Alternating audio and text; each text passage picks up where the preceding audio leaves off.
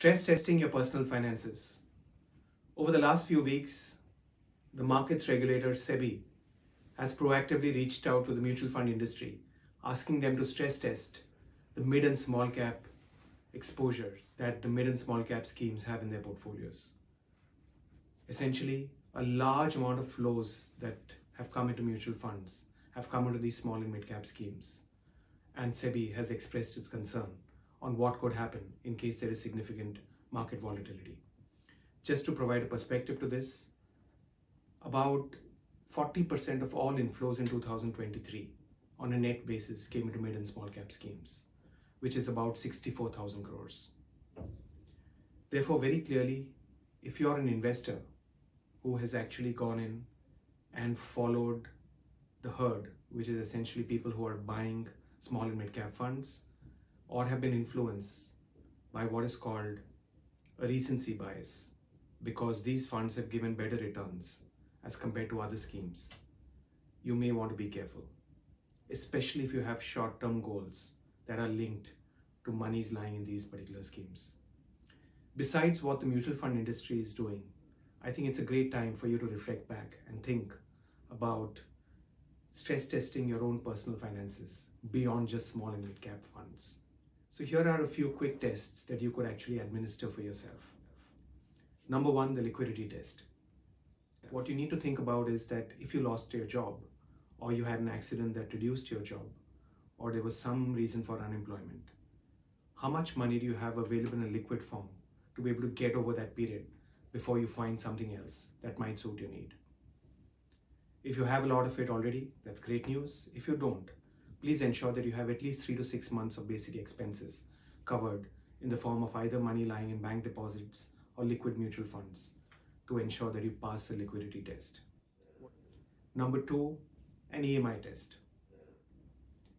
A lot of times we may have taken EMIs either for good loans, like for example buying a house, or maybe an education for a child, or maybe a not so good loan for cars, for other personal expenses, etc. that may have come up. It's important that you think about what really would happen in case the job loss happened and you can't support the EMIs, which normally would have got supported very easily. When you're thinking about your liquidity requirement, please ensure that you are covering for at least 30% of your net expenses through the EMI and ensuring that you have money available in your liquidity bucket to take care of this for 3 to 6 months as well. Number three is your insurance coverage test. It's very, very important that besides the company cover that you may have, you have enough sum assured, both on the health side and on the life insurance side.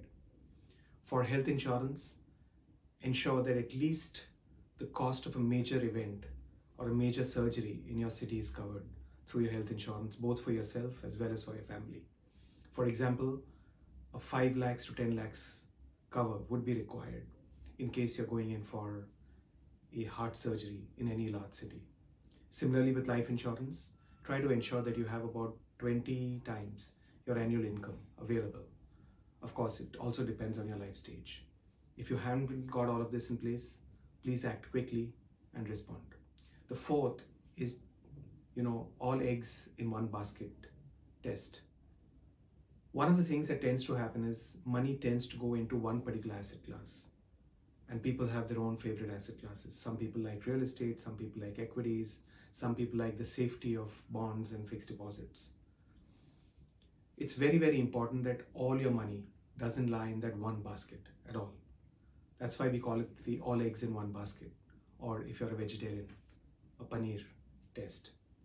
Please ensure that you're well diversified so that the impact in one particular asset class doesn't impact your finances and put you under financial stress. Disclaimers. Investments in securities market are subject to market risks. Read all the related documents carefully before investing. Registration granted by SEBI, membership of BUSL and certification from National Institute of Securities Markets, NISM, in no way guarantee performance of the intermediary or provide any assurance of returns to investors. The information is only for consumption by the client and such material should not be redistributed. The securities quoted are for illustration only and are not recommendatory.